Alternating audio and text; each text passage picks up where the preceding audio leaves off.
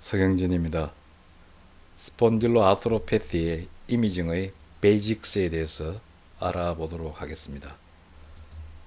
스폰딜로 아트로패티의 데피니션에 대해서 생각해보고 서브그룹과 타겟 사이트를 기억하고 스폰딜로 아트로패티의 진단에 이용되고 있는 Modified 뉴욕 크라이테리아 그리고 2009년 ASAS에서 스폰딜로 아트로패티 클래시피케이션 크라이테리아를 이미징 암을 중심으로 Non-Radiographic Axial Spondyloarthropathy의 진단 그리고 Axial Spondyloarthropathy의 MR 이미징 파인딩을 Active Inflammatory Lesion과 Chronic Structural Lesion에 대해서 알아보도록 하겠습니다. 스폰딜로아트로패티는 인플라마토리 디지즈로 클리니컬, 영상 소견, 그리고 제네틱 픽처의 특징적인 아주 구분되는 소견을 보이고 있습니다. 그리고 이 병변은 엔테시스, 어태치 사이트죠. 시노바이티스, 카틸리지너스 조인트를 침범하고 익스트라 아티큘라는 우베어와 스킨, 겉을 GI 트랙트를 침범하게 됩니다. HLA-B17이 90% 이상에서 나오는 지네틱 피처를 보이고 RF 팩터는 네거티브가 되겠습니다. 이 98년 란세트의 류마토이드 아스트라이티스와 구분해서 그림을 도식을 그렸는데요. 이 스폰딜로 아트로패티는 어태치 사이트에 엔테자이티스가 사이토카닌 그리고 그로스 팩터 등이 나와서 이로전이나 프로리본 프로레프션을 시키고 즉 프라이머리 엔테시스가 있고 그 다음에 이로전 등과 함께 세컨다리 시노바이티스가 일으키는 엔테지얼 앤드 페리아티큘러 어브노말티를 보이는 병변으로 병리기전으로 생각하고 있습니다. 이런 스폰딜로 아트로패티의 진단을 위해서는 서브그룹을 이해하고 기억하면 진단에 많은 도움이 되는데요. 특징적으로 ASAS에서 앵킬로징 스폰딜라이티스와 psoriatic arthritis 그리고 reactive arthritis 여기에는 라이 신드롬이 포함되게 됩니다. 그리고 inflammatory bowel disease에 의한 아트로패티 여기는 크론 디지즈와 ulcerative colitis가 포함되고 원인 병변으로 나타날 수 있고 그 다음에 많은 부분이 undifferentiated spondyloarthropathy USPA가 있습니다. 그리고 주브나일의 이디오패틱 아스트라이티스가 여기 들어오고 주브나일 온셋 앵킬로징 스폰딜라이티스를 포함시키기도 합니다. 그래서 어덜트에서 보이는 병변은 스폰딜로 아스트라이티스의 심토마틱 그룹으로 이런 5가지를 기억하면 좋겠습니다. 근데 이 스폰딜로 아트로패티가 이 심토마틱 서브그룹이고 이 스펙트럼인데 주로 엑시얼 매니페스테이션을 보이는 프리다미넌트리 엑시얼 매니페스테이션을 보이는 질환으로 앵킬로징 스폰딜라이티스가 있고 이것을 2009년 ASAS에서 레디오그래픽 엑시얼 스폰딜로 아트로패티와 넌 레디오그래픽 스폰딜로 엑시얼 스폰딜로 아트로패티로 나누어 생각하고 있습니다. 즉 레디오그래픽 스폰딜로 엑시얼 스폰딜로 아트로패티는 여기에 앵킬로징 스폰딜라이티스를 이야기하는 것입니다. 그리고 reactive, undifferentiated, psoriatic, 그 다음에 bowel disease와 관계된 스폰딜로 아트로패티가 여기 있는데 이런 것들은 predominantly peripheral manifestation을 보이게 되겠습니다.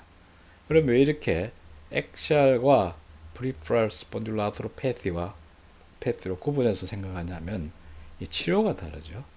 그래서 엑시얼 스폰딜로 아트로패티는 피지컬 테라피가 도움이 되고 프리프랄은 드마르즈가 도움이 됩니다. 그리고 심통과 사인이 다르고 아웃컴 메저가 다르기 때문에 그렇습니다.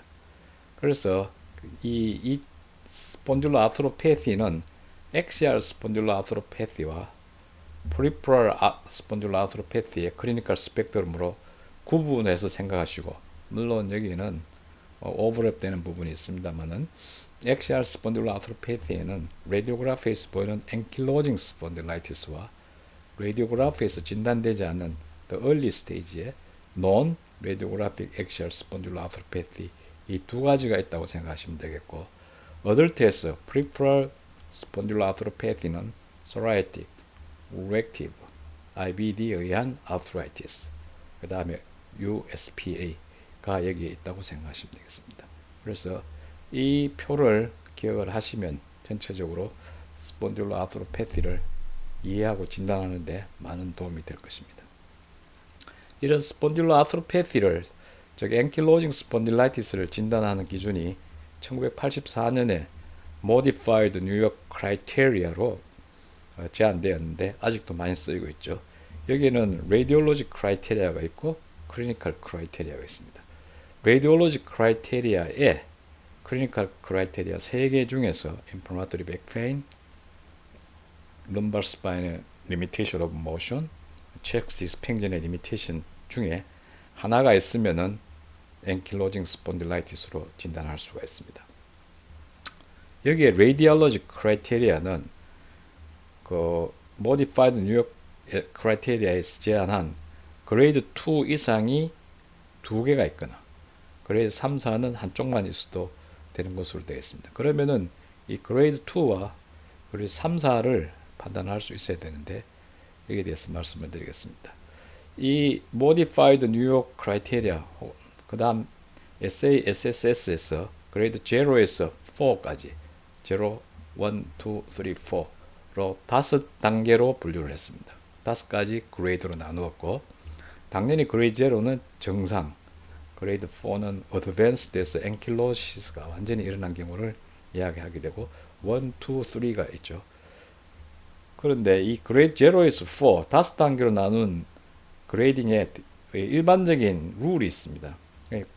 앞에서 말씀드렸듯이 그레이드 0는 정상, 그레이드 4는 어드밴스드. 그레이드 1은 그 병이 나타나려고 하는 퀘스너블한 상태. 그래서 긴가민가한 거죠. 그 다음에 그레이드 2에서는 이 그 병의 대표적인 소견이 나타나는 것입니다. 앵킬로징 스폰딜라이티스에서는 이로전이죠. 그래서 이로전이 나타나기 시작합니다. 그 다음 여기에서 스크레로시스도 같이 초기에 보일 수가 있고요. 그레이드 3는 진행이 돼서 obvious하게 보이고 그 다음에 분명하게 보이는 경우가 되겠습니다. 그 다음 그레이드 4는 완전히 어드밴스드 스테이지가 되는데, 이 우리가 흔히 니 조인트의 오스테오아트라이티스를 진단할 때 켈그렌 로렌스 스코어를 하는데 거기도 5단계죠. 그래서 니에서 그레이드 0는 정상, 4는 어드밴스고, 그레이드 1은 오스테오아트라이티스가 있는지 퀘스천을 하는 경우고, 2에서 오스테오아트라이티스의 특징적인 소견인 오스테오파이트가 나타나기 시작하면 2라고 생각하시면 되겠습니다. 거기에서 더 진행되면 3고, 그래서 이 그레이드 2가 이 소견을 잘 기억하고 있으면, 그리고 그레이드 3까지만 알고 있으면 이 그레이딩 하는 건 아주 문제가 없습니다. 그래서 그레이드 0의 소견이고 그레이드 1, 그 다음에 서스피셔스한 경우, 그레이드 2에서는 이로전과 스크레로시스가 나타나고, 그레이드 3에서는 아주 오비어스하고 앵킬로시스가 완전히 일어나는 경우가 되겠습니다. 그래서 그레이드 2와 그레이드 3만 잘 구분할 수 있으면 Modified New York Criteria의 진단은 어려움이 없습니다. 그런 이런 그 ASAS에서 엑시알 스폰딜로 아트로패티의 진단 크라이테리아를 2009년에 제안했는데요. 지금 엑시알 스폰딜로 아트로패티에 대해서 말씀드립니다. 백페인이 3개월 이상이고 45세 이하고 이 기본적인 그 기준이 되죠. 그래서 여기에서 보시면은 세크로일리아이티스가 이미징에서 있고, 이런 스파 피처가 하나 이상 있든지, 그 다음에 HLA가 포지티브, HLA-B17이 포지티브고 다른 2개 이상의 스파 클리니컬 피처가 있으면 앵킬로징 스폰딜라이티스로 진단할 수 있다고 합니다. 여기서 보시면은 HLA B17이 나오고 이 두 가지 중에서 그 스폰딜라이티스나 그 다음에 세이크로일리아이티스가 없이도 앵킬로징 스폰딜라이티스 즉 XCR 스폰딜로 아트로패티가 진단될 수 있다는 것을 짚고 넘어가야겠습니다. 여기서 세크로일리아이티스를 이민성으로 진단하는 것에 보통은 우리가 아까 보았던 레디오그래픽 세크로일리아이티스 아까 모디파이드 뉴욕 크라이테리아를 적용하시면 되고요. 여기에 익스텐전이 되어서 액티브 인플라메이션이 MRI에 있는 경우에 이것을 non radiographic axial spondyloarthropathy라고 하고 여기에 스파 클리니컬 피처가 하나가 들어가면 axial spondyloarthropathy로 진단할 수 있습니다. 그래서 이게 2009년에 The Axial Spondyloarthropathy에 익스텐전된 early diagnosis로 치료를 빨리 시작할 수 있는 길을 열었습니다. 이런 그 Axial Spondyloarthropathy의 전체적인 개념을 보시면은 우리가 백페인이 있고 라디오그래픽으로 세크로일리아이티스가 있거나 신데스모스 파이트가 있는 경우에 이런 경우는 앵킬로징 스폰딜라이티스로 모디파이드 뉴욕 크라이테리아를 적용해서 진단할 수가 있습니다. 그러나 이 이전에 영상 엑스레이에서 보이지 않는 경우에 진단을 해야 되는데 백페인이 있으면서 MR 이미징에서 진단되면 non radiographic axial spondyloarthropathy로 진단할 수 있고 치료를 시작할 수 있습니다. 이런 non radiographic spondyloarthropathy의 특징은 영상 엑스레이 영상 소견에서는 정상 소견을 보이게 됩니다. 그리고 그 다음에 이 클리니컬 크라이테리아를 만족하게 되고 그 다음에 이런 것들이 SI 조인트가 MRI에서 인플라메토리 체인지 즉 본메로 이디마를 보이게 되고 2년 이상 되면은 이것이 라디오그래픽 스폰딜로아트로패티 즉 앵킬로징 스폰딜로아트라이티스로 진행하는 게 약 10% 된다고 보고되고 있습니다. 그리고 이것의 non-radiographic spondyloarthropathy는 그 앵킬로징 스폰딜라이티스 준해서 TNF 알파 그 다음에 이런 것을 약을 사용하는 것으로 되고 효과가 좋은 것으로 되어 있습니다. 그래서 이 non-radiographic spondyloarthropathy를 진단하기 위해서는 MRI가 필수적이 되겠습니다. 26세 남자인데 엑스레이 소견은 큰 병변을 찾을 수가 없고요. 인플라마토리 백페인이 있고 HLA B17이 있고 CRP가 높습니다. 이 클리니컬로 엑시알 스폰딜로아트로패티를 진단할 수 있지만 MRI에서 이런 오스테아이티스, 본메로 이디마를 본문해서 확실하게 진단을 할 수 있게 되겠습니다. 이런 non-radiographic axial spondyloarthropathy를 진단하기 위한 MRI의 active sacroiliitis는 이런 패셋이나 스터 등 fluid sensitive pulse sequence에서 한 이미지에서 두 병변이 있거나 이 한 병변이 consecutive 다음 이어지는 슬라이스에서 보이게 되면 진단할 수 있는 것으로 기준을 잡고 있습니다. 그 다음에 peripheral spondyloarthropathy는 이 닥틸라이티스가 있거나 엔테자이티스가 있거나 아트라이티스가 있는 것에서 스폰딜로아트로패티의 피처가 있거나 다른 클리니컬 피처가 있는 경우가 되겠습니다. 여기서는 소라이시스나 아까 봤던 peripheral spondyloarthropathy의 소견이 있고 HLA-B17 그리고 세크로일리아이티스를 영상에서 진단할 때 프리다미넌트하게 peripheral 조인트를 인볼브하게 되면 peripheral spondyloarthropathy를 진단할 수 있겠습니다. 여기서도 세크로일리아이티스의 진단이 확인이 중요한 기준이 될 수 있습니다. 자, 그러면은 스폰딜로아트로패티의 이미징 파인딩에 대해서 알아보겠습니다. 이 앞에서 말씀드렸듯이 타겟 사이트는 엔테시스, 시노비알 조인트, 카틸리지너스 조인트인데 이건 스파인을 주로 이야기하는 것이죠. 그래서 70년대, 80년대 때는 이 스폰딜로아트로패티를 인플라마토리 아트라이티스인 류마토이드 대표적인 인플라마토리 아트라이티스 대표적인 류마토이드 아트라이티스를 구분하는 즉 오스테아이티스와 이로전이 있고 그 다음에 본 프로리프레이션이 생기면서 디스탈 림의 디스탈 디스트리뷰션을 잘 하는 것으로 되어 있습니다. 그리고 앵킬로시스는 RA와 다르게 본 앵킬로시스가 더 흔하고 류마토이드는 그 파이브로스 앵킬로시스가 흔하죠. 그리고 프리프랄 조인트에서는 오스테오포로시스가 없는 것, 즉 류마토이드 아스트라이티스는 페리아티큘러 오스테오포로시스가 특징적인 소견이죠. 그리고 조인트 스페이스 내로잉도 류마토이드와 차이가 보이는데 조인트 스페이스 내로잉을 놓고 보면은 인플라마토리 아트로패티와 오스테오아트라이티스가 있고 멀티플 조인트를 인볼브하는 경우에 이 스폰딜러 아트로패티는 류마토이드 아트라이티스와 다르게 디스탈과 보니 프로리프레이션을 보이는 것이 특징이 되겠습니다. 이 류마토이드 아트라이티스는 프록시말 조인트와 보니 프로리프레이션을 하지 않는 것이 SPA와 SPA와 구분점으로 이야기하고 있습니다. 자, 각각의 병변 중에 대표적인 병변이 엑시얼 스폰딜러 아트로패티의 대표적인 병변이 앵킬로징 스폰딜라이티스죠. 그 영면의 크로닉 아트라이티스, 젊은 남자한테서 아주 흔한 것으로 보고하고 있습니다만은 꼭 그런 건 아니죠. 진단 기준이 바뀜으로 따라서 얼리 엑시얼 스파는 남녀가 비슷한 비율이고요.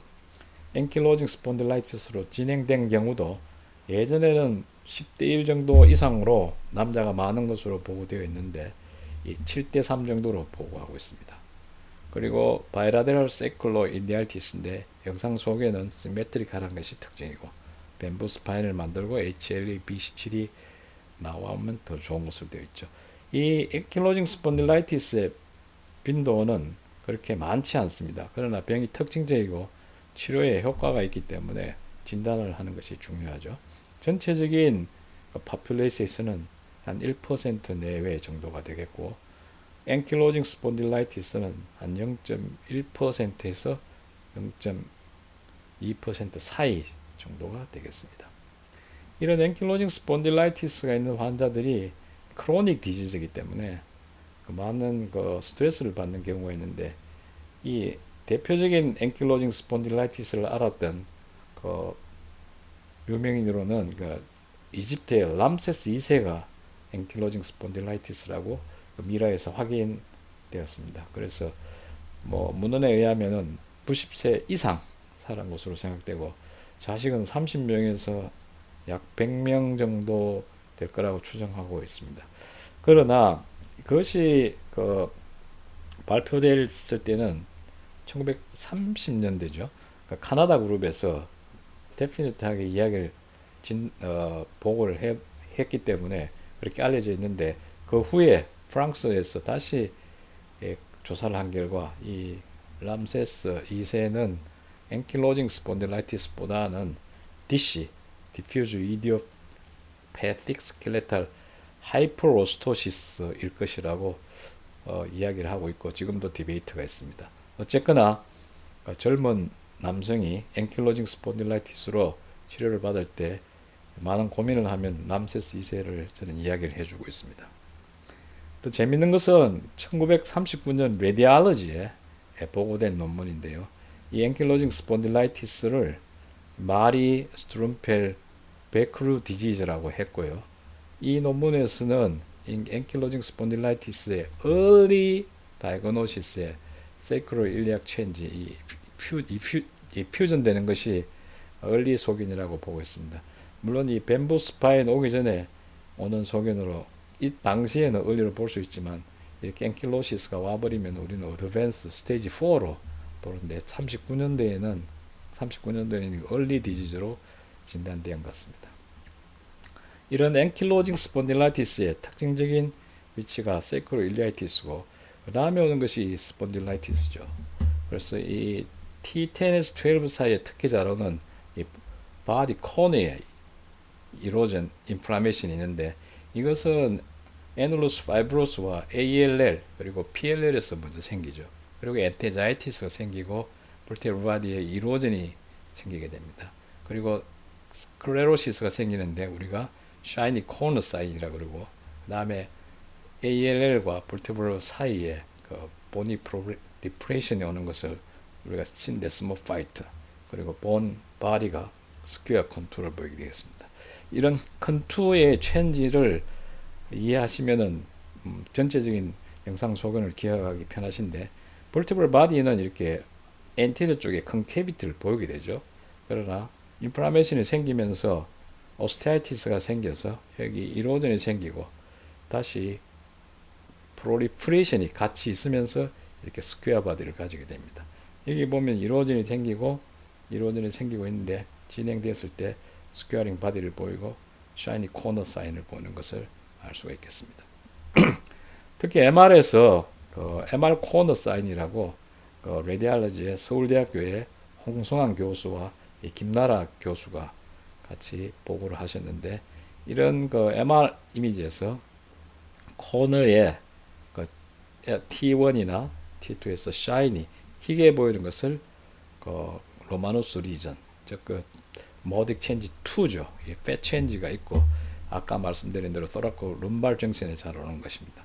그래서 이때 보고에서는 엑시얼 스폰딜러 아트로패티의 reliable finding으로 이런 소견이 보이면은 엑시얼 스폰딜러 아트로패티를 찾아라라고 이제 제안을 했는데, 그 후에 이런 MR 코너 사인이 진단 기준이 될 수 있다라고 보고하고 있습니다. 그래서 3개 이상이거나 팻 체인지가 5개 이상이면은 엑시얼 스폰딜러 아트로패티, 즉 앵킬로징 스폰딜라이티스의 진단에 이용하라고 되어 있습니다.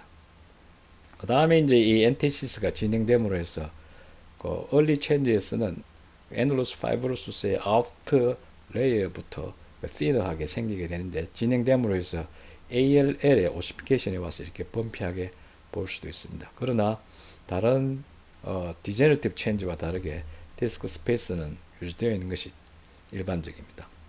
그 다음 소견으로는 스폰딜로디스타카이티스의 앤더슨 리전이죠. 앤더슨 리전은 인플라마토리 앤더슨과 non 인플라마토리 앤더슨으로 갈라서 생각하시면 편한데요.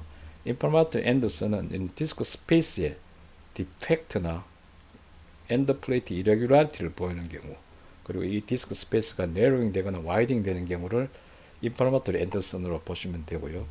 여기에서 프랙처가 일어나서 슈도 아트로시스를 일으키는 것을 non 인플라마토리 앤더슨으로 보시면 되겠습니다. 이때는 TL 정신에서 자르고 환자가 굉장히 심한 페인을 호소하게 됩니다. 또 인볼브하는 사이트로 코스터 벌티브라, 그리고 코스터 트랜스버스 아티큘레이션, 코스터 벌티브라와 코스터 트랜스버스 아티큘레이션을 잘 인볼브하고, 이런 병변이 진행됨에 따라서 파셋 조인트도 같이 인볼브하게 되죠. 그래서 이런 파셋 조인트에서 같이 인볼브되고 스피너스 리가멘트가 앵킬로시스가 오면 이걸 트롤리 트랙사이드, 세 개의 줄이 보이는 트랙사이드라고 그러고, 수프라스피나투스와 인터스피너스 리가멘트에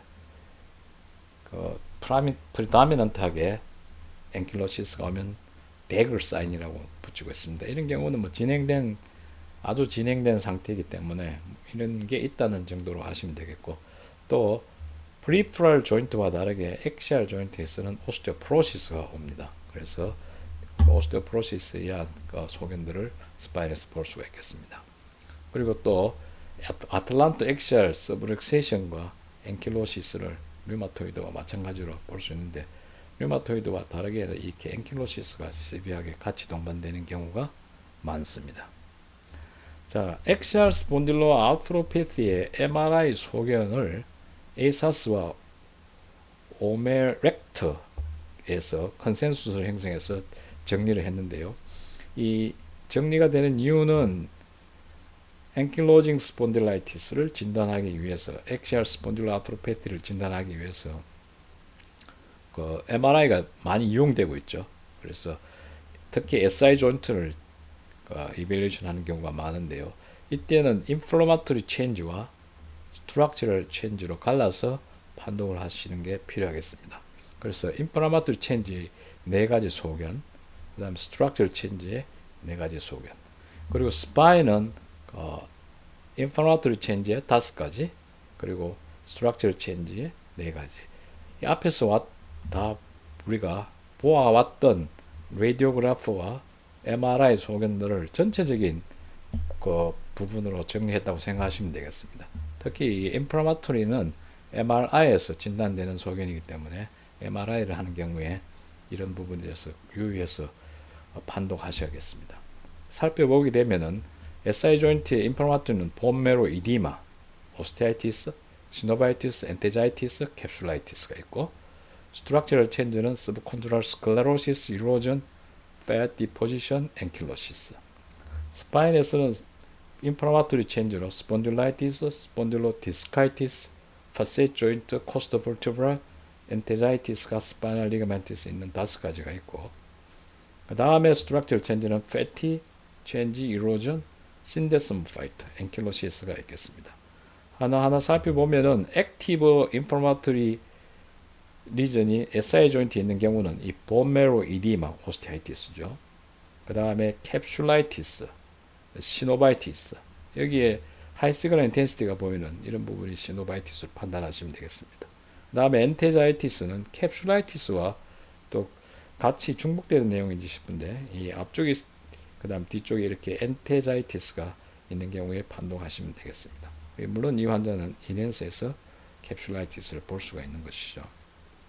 그 다음 크로닉 스트럭처럴 체인지는 서브콘드랄 스클레로시스, 이 T1에서 로우 시그널로 보이는 스클레로시스가 여기 팻 체인지가 있고 끊겨 보이는 이런 리전들이 서브콘드랄 스클레로시스가 되겠습니다. 그리고 이로전, 그 다음 팻 체인지, 그 다음에 심하면은 앵킬로시스를 판독하시면 되겠습니다.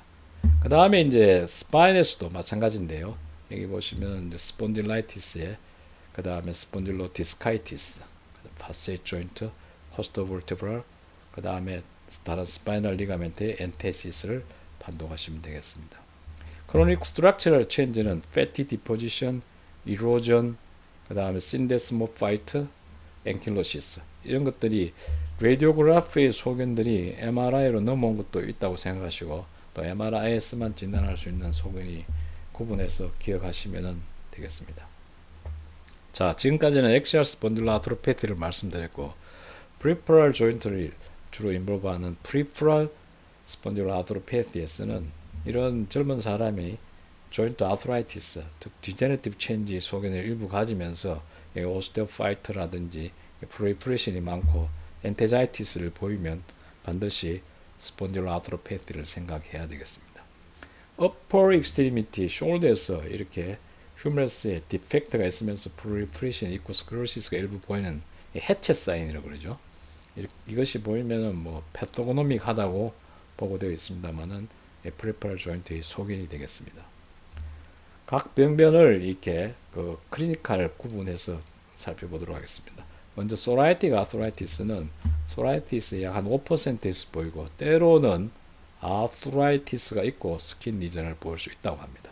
DIP와 MCP 조인트를 잘 인볼브하고 또 푸셋에는 MTP 조인트를 잘 인볼브합니다. 그리고 손가락 전체가 굵어지는 소시지 디지트와 이로전이 심하면은 이렇게 펜슬 인 컵처럼 보일 수가 있고 또 특히 프롤리프레이션이 같이 일어났을 때는 이런 마우스 이어 소견을 보인다고 되어 있습니다. 그 엑시얼 스폰딜러 아트로패티 소견을 보일 때는 SI 조인트에서는 에이시메트릭한 것이 앵킬로징 스폰딜라이티스와 차이점이고 또 신데스모 파이트는 이 스킵 리전이 있고 럼피 범피 이렇게 메스처럼 이렇게 범퍼하게 보이는 이런 소견을 볼 때 소라이틱 아트라이티스를 생각해야겠습니다. 이런 그 다음에 이제 리액티브 아트라이티스, 라이 신드롬은 유레트라이티스, 컨정티바이티스, 아트라이티스가 있을 때 그 진단하는 신드롬이죠. 그래서 아트라이티스가 이런 스폰딜러 아트로패티의 소견이고요. 여기에 이제 리액티브 아트라이티스라고 하는 거는 게스트로엔테라이티스가 있을 때 그 유레트라이티스나 컨정티바이티스 없이 이런 프리퍼럴 아트라이티스가 오기 때문에 이 리액티브 아트라이티스를 스폰딜러 아트로패티로 크게 잡고 그 안에 라이 신드롬이 들어간다고 생각하시면 되겠습니다. 인플라마토리 바울 디지즈는 이 크론 디지즈나 얼서러티브 콜라이티스의 한 15%에서 정도 보이는데 이때 그 보일 때 영상 속에는 앵킬로징 스폰딜라이티스와 유사합니다. 즉, 이 SI 조인트를 시메트릭하게 인볼브하게 되고 신데스무 파이트를 보이게 되는 거죠. IBD 아트라이티스. 그 다음에 이제 그 undifferentiated spondyloarthropathy가 나오는데 이것은 일부 보고에 의하면 가장 흔한 빈도가 많은 것으로 보고하고 있습니다만 또 어떤 데서는 이게 정말 디지즈 엔티티인가 그 다음에 앵킬로징 스폰딜라이티스하고 이 같다 나타나기 전이 아닌가 이런 소견으로 디베이트가 있긴 합니다만은 어쨌거나 이 5가지 클리니컬 서브 그룹에는 포함되고 있습니다. 그래서 42세 여자가 버탁 페인이 있었고 SI 조인트에 인플라마토리 체인지가 있고 HLA B17이 있는데 다른 원인을 찾을 수 없어서 peripheral 조인트에 predominant한 undifferentiated spondyloarthropathy로 이때 진단한 케이스입니다. 그러나 시간이 지나서 어느 쪽에 같이 갈 수 있는지는 또 지켜보면서 진단이 바뀔 수도 있겠죠. 자, 이런 그 axial spondyloarthropathy와 peripheral spondyloarthropathy를 구분하는 이유 중에 그 임상뿐만 아니고 치료가 다른 것이죠. 2016년 뉴라에서 리코멘데이션은 axial spondyloarthropathy는 이게 피지오테라피나 TNF 알파 브로커, IL-17 브로커 등을 쓰게 되고 이 peripheral manifestation에서는 이 드마드를 쓰는 것이 좀 치료가 다른 부분이 되겠습니다. 그래서 axial spondyloarthropathy와 peripheral spondyloarthropathy를 구분해서 진단해 주시는 게 필요하겠습니다. 이런 영상들은 진단뿐만 아니고 트리트먼트 리스판스에도 아주 효과적으로 판단할 수 있는데요. 이 치료한 후에 이 인플라메이션이 많이 주는 것을 볼 수가 있습니다. 또 이런 치료를 판단하는데 디지즈 액티비티를 보는 바스다이, 그 다음 여러 가지 이제 베스 앵킬로징 스폰딜라이티스 기준들이 나와 있지만 가장 임상에서 흔히 쓰는 게 디지즈 액티비티 인덱스를 쓰는 것 같습니다. 여러 가지 이제 이런 것들을 수치로 확인해서 나타나는 것인데 아마 연구용으로 치료 효과를 볼 때 아니면은 진단하고 난 뒤에 그 연구용으로 많이 쓰는 것 같고 임상에서는 실제적으로 저는 잘 쓰고 있지 않습니다. 또 Modified Stock Ankylosing Spondylitis Spine Score라고 이 스파인마다 이렇게 점수를 매겨서 72점까지 매기는 24곳을 하는데 이것도 임상에서는 저는 사용하고 있지 않습니다만 이런 것들이 있다는 것을 알아두시면 되겠습니다. 이 강의를 발표를 준비할 때 그 이성훈 교수님 그리고 지원희 교수님, 홍수환 교수님의 자료를 많이 대부분 이용했고 또 이분들의 가르침과 이분들의 조언과 감수를 받고 지금 발표 준비를 하고 있습니다. 자, 그러면 정리하겠습니다. 아트라이티스를 전체적으로 볼 때 이런 관절을 두고 이 어떤 티슈를 인볼브 했느냐, 이 카틸리지를 인볼브 했느냐, 아니면 시노비움을 인볼브 했느냐, 아니면 어태치 사이트에 엔테지스가 있느냐, 아니면 이제 그 외에 크리스탈이 있겠죠. 카틸리지를 인볼브하는 대표적인 질환으로 오스테오아트라이티스가 있고 시노비움을 먼저 인볼브하는 대표적인 질환으로 류마토이드 아트라이티스가 있죠. 그리고 어태치 사이트를 인볼브하고 시작하는 엔테자이티스, 스폰딜로아트로패티가 되겠습니다. 그리고 이 크리스탈에는 CPPD, HADD, 가우트 등의 여러 가지 병변들이 있겠습니다. 이런 인플라마토리 아트로패티는 류마토이드 아트라이티스가 기본이고요.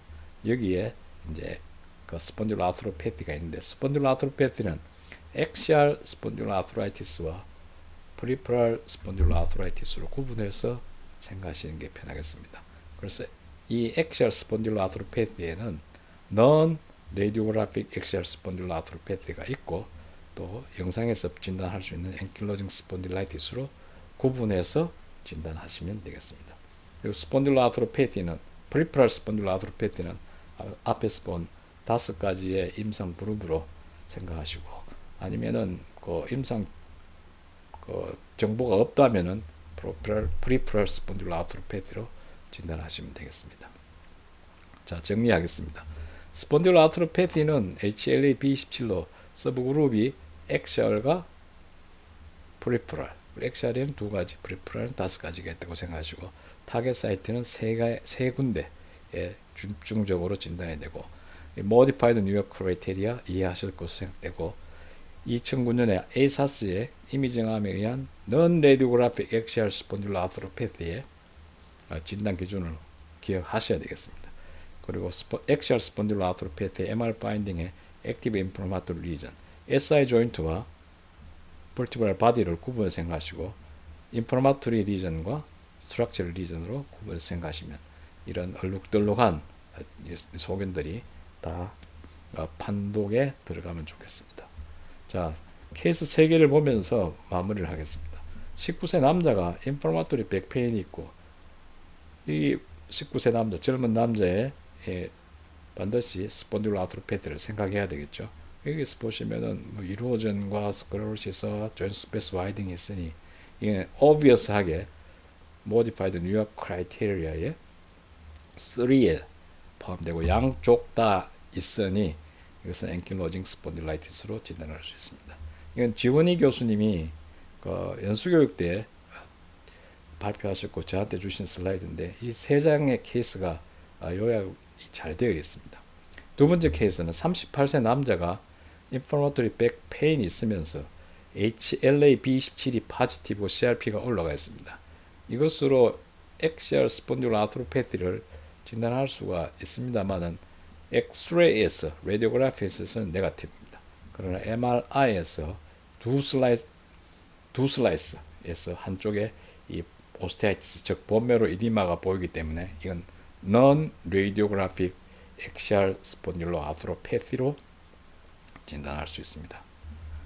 마지막 케이스입니다. 18세 남자가 엔테자이티스, 아킬레스 텐디나이티스가 있고 백페인이 없으며 HLA-B27이 없고 인플라마토리 체인지의 지표는 올라가 있습니다. 엑스레이에서는 라디오그래피에서는 SI 존트의 병변을 찾기가 힘이 됩니다. 그러나 MRI에서 여기 보시면 시노바이티스가 있죠. 그래서 이 환자는 프리프랄 아트라이티스가 있고 시노바이티스가 있기 때문에 프리프랄 스폰딜로 아트로패티로 진단하시면 되겠습니다. 마지막 슬라이드인데요. 수유 전에 38세 여자가 right SI 조인트, 백페인, 힙페인을 주소로 왔는데 아마 출산 후에 통증이 지속되었는데 출산 통증과 아기를 보는데 힘이 들어서 생기지 않았나 이렇게 생각하고 있다가 검사에서 블러드 검사에서 HLA-B27이 포지티브였습니다. 그래서 MRI를 우리가 왔고 T2 패셋, T1 인핸스까지 시작했습니다. 시행하였습니다. 그래서 저희 판독은 both SI 조인트의 본메로 이디마와 시노바이티스 그리고 캡슐라이티스 있으면서 엔테자이티스가 같이 있고 여기 보시면 본 이로전 그 다음에 스클레로시스 T1 스클레로시스 그 다음에 팻 디포지션 T1에서 팻 디포지션이 있어 크로닉 스트럭처 체인지를 보이고 있습니다. 즉 액티브 인플라마토리 체인지와 크로닉 스트럭처 체인지가 있고 이것을 이렇게 판독하면 되지만 이걸 모디파이드 뉴욕 크라이테리아에 진단을 넣어주면 커뮤니케이션이 편하기 때문에 저는 이렇게 진단하고 있습니다. 세쿠로일리아이티스의 엑시얼 스폰딜로 아트로패티 소견으로 모디파이드 뉴욕 크라이테리아 그레이드 3로 생각됩니다. 그래서 이 환자는 임상 소견과 영상 소견으로 앵킬로징 스폰딜라이티스로 진단을 받고 치료에 들어가는 케이스가 되겠습니다. 감사합니다.